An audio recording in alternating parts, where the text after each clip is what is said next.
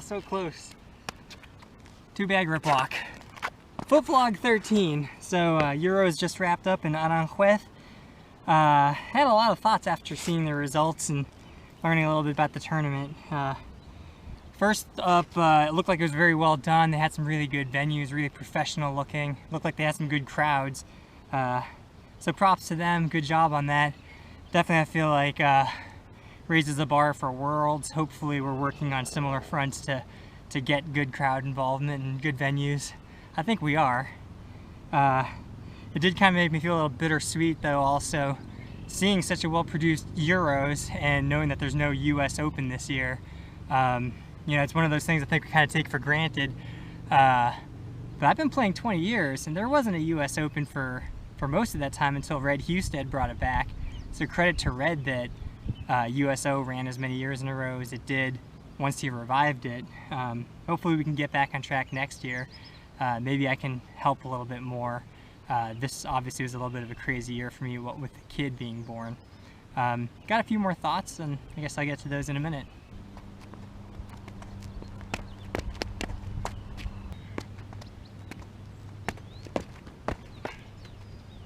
So the other thing that happened at Euros I thought was interesting was Marius finished first and Vasek finished second.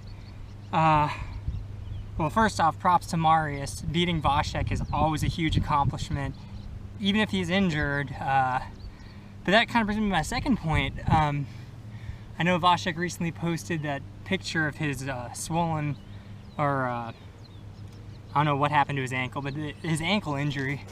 And he didn't really say when it happened, but it looked pretty bad. Given that no video has come out of Euros yet, I haven't seen Vasek's routine. It makes me wonder, is Vasek on the road to recovery and he's like 60%? Or is he still closer to like 10%, still pretty injured, but just through a really valiant effort managed to get second? I wouldn't put that past him, given what he did at Worlds last year with his injury. But yeah, you know, I think it would be a mistake to count him out.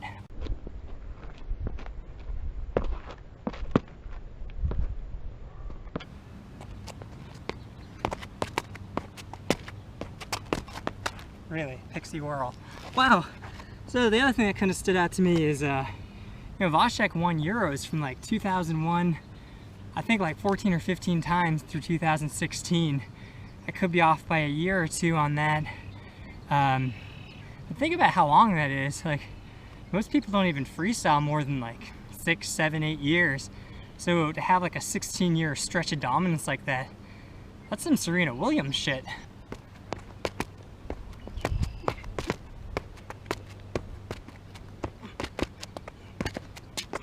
Come on, hit the tricks. So another interesting thing about Euros this year was they chose to run 90-second routines instead of 2-minute routines.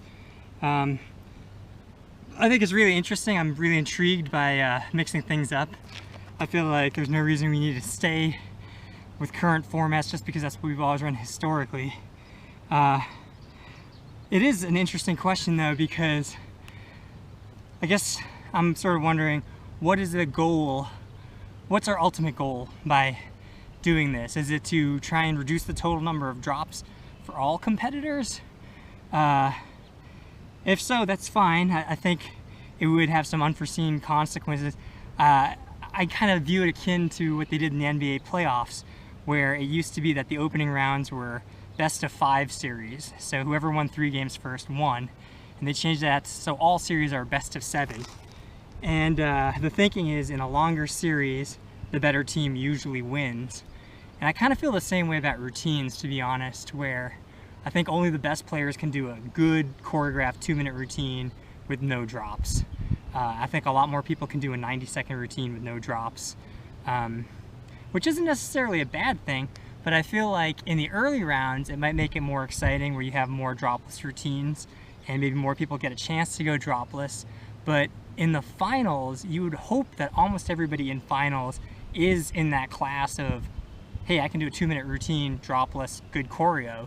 In which case, shortening it to 90 seconds, I think actually makes it harder to pick out who had the best routine.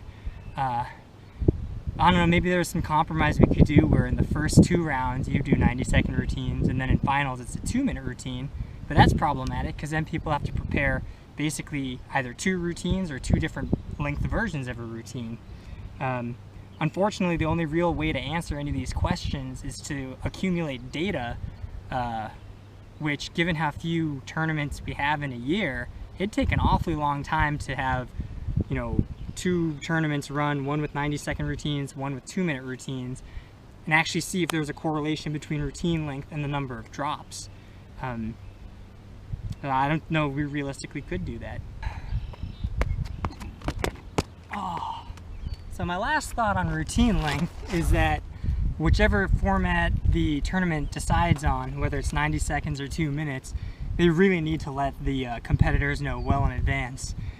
Because I mean, could you imagine if you practiced for a couple months a 2-minute routine, you showed up and they're like, hey, it's 90 seconds now.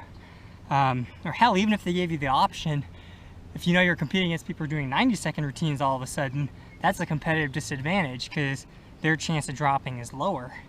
I guess the flip of it is if you've been preparing a 90-second routine and then you show up and they say, hey, it's a 2-minute routine, all of a sudden you realize you have that many fewer tricks. But I think as long as people know well in advance which to prepare for, I don't really see it being an issue. I know I'd be fine with either. We'll see what they do at Worlds.